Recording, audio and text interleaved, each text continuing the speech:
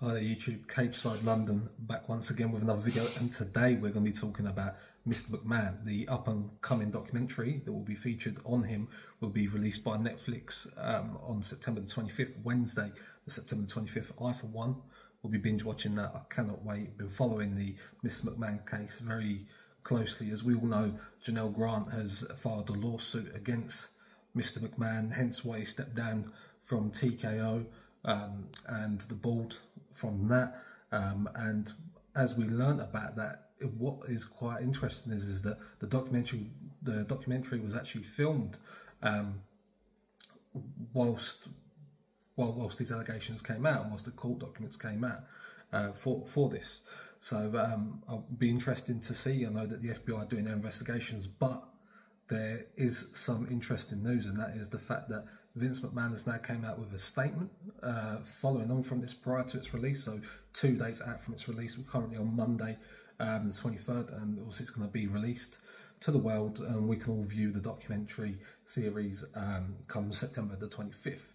And as we all know, the court documents from Janel Grant, they've been released with all of the evidence and a lot of the accusations that have been made, not just accusations but full-on bulletproof evidence, and hence why people like Brock Lesnar was suspended from WWE, still hasn't come back to the company, all because he was named in or alluded to in some of the conversations that Janel Grant posted and put forward.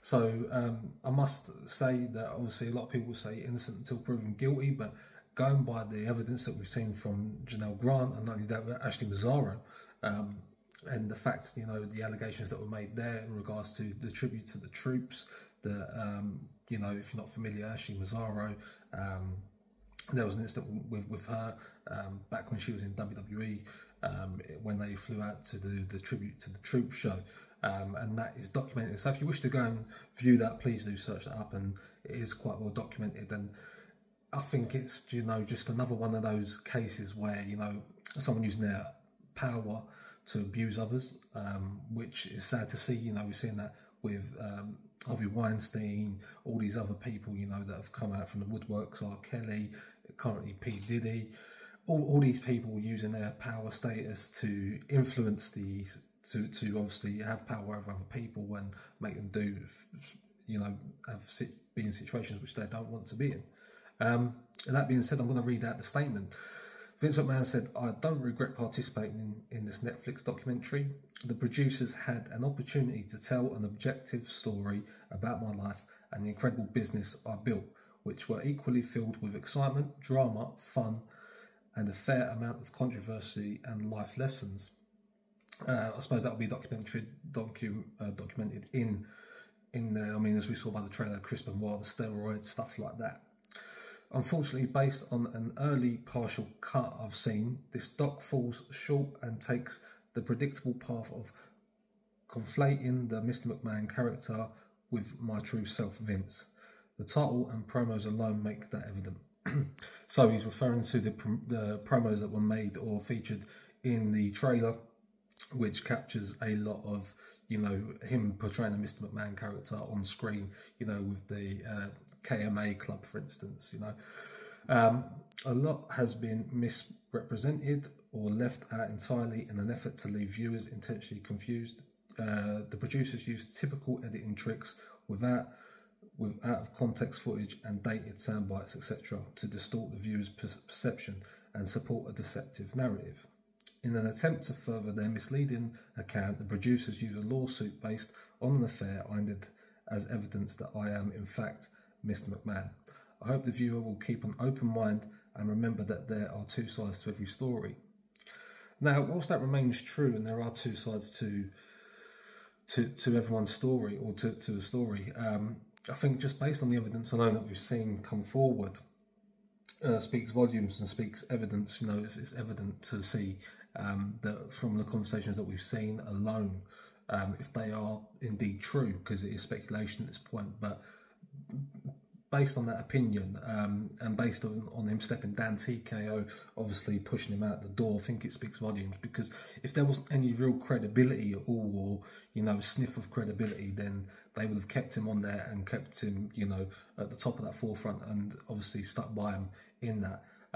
But I think it's quite evident to see that because of this, because of him stepping down and TKO doing what they wanted to do in the end, and then, you know, getting rid of him, and him selling his shares and all of this stuff that's gone, it goes to show that there is some accountability there, and he does show some accountability. But I suppose when it comes through in the court documents, and when he goes to court, we'll see the full extent of this. And I think a lot of people have been coming out of the woodwork, you know, saying how they feel, how they've been treated in the past.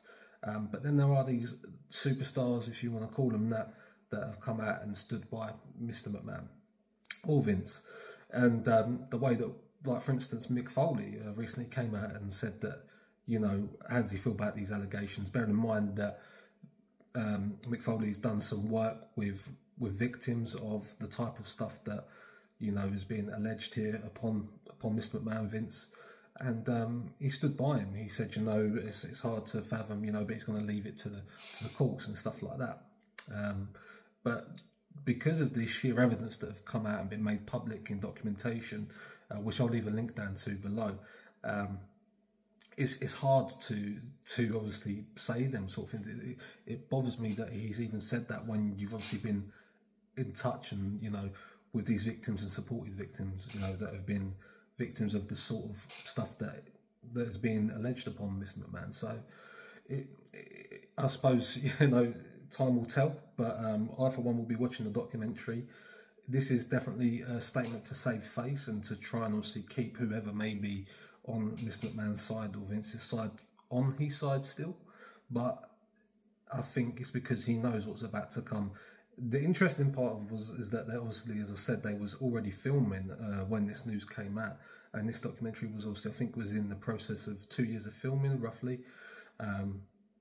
And it's taken that amount of time for it to be obviously come onto Netflix on September the 25th, and for it to be the 6-part special that it is. But I think it's because they've obviously got wind of what's happened. They've took the direction to slate him and to bring up the facts that have been presented, and rightly so. I mean, it's just saving face at the end of the day. And it goes to show, I think what they're going to try and go with the narrative is that the character that he played on TV, the authoritarian person, is exactly who he used, or exactly who he is in his personal relationships as well, beyond the storytelling. And I think that speaks volumes. I think that does speak volumes. And I feel sorry for the people, you know, like Ashley Mazzaro, who's lost her life because of situations like this, you know, where a voice wasn't heard. And I think that we need to open our eyes a little bit when it comes to situations like this. And it's coming to the point now in this day and age, in the modern day era, where people's voices are being heard. You know, we've got currently the P. Diddy case going on, you know, what he done to Cassie, you know, the physical violence side of things, and just the manipulation of people, because you think you're a higher power within your workplace doesn't mean to say that you can belittle others and make them do what you want at the click of a finger. And it's a shame, because these people feel like as if they can't speak out, they sign NDAs. So if you don't know, non-disclosure agreement, NDAs for short, and they're unable to speak about these things.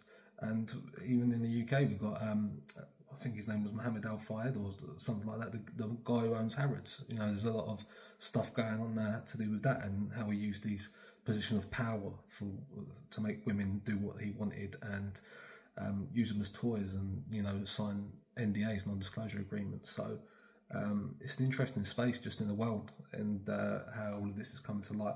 But I, for one, will stand by, you know, the females in this, and Janel Grant and Ashley Mazzaro and whoever comes forward next, because I think it just goes to show that these people can manipulate people, and they shouldn't be able to.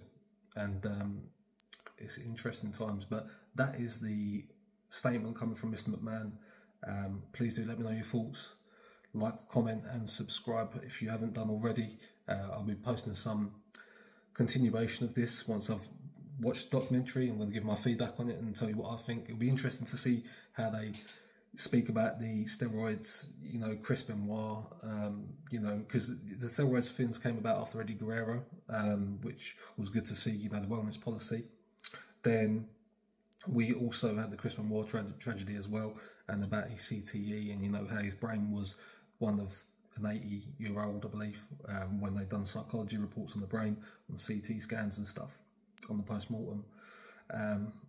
So yeah, it'll be interesting to see. It'll be interesting to see, but he definitely is a ruthless character, and you have to be at the top of the business. But when you look at the territorial stuff that he done as well, taking everyone's territorial areas within the professional wrestling business, he will stop at no means to take what he wants and to get to where he needs to get. And that's evident if you've seen any of the Dark Side of the Ring stuff at the minute. They did do a Dark Side of the Ring on Vince McMahon, but didn't cover him in good light, or not in good light, but they kind of like, you know, just played with it a little bit. They didn't go to the full extent, but this I'm hoping will go through the Janel Grant case and the Ashley Mazzaro stuff. Maybe not the Ashley Mazzaro stuff, but we'll soon see. But until next time, guys, as I said, like, comment, subscribe.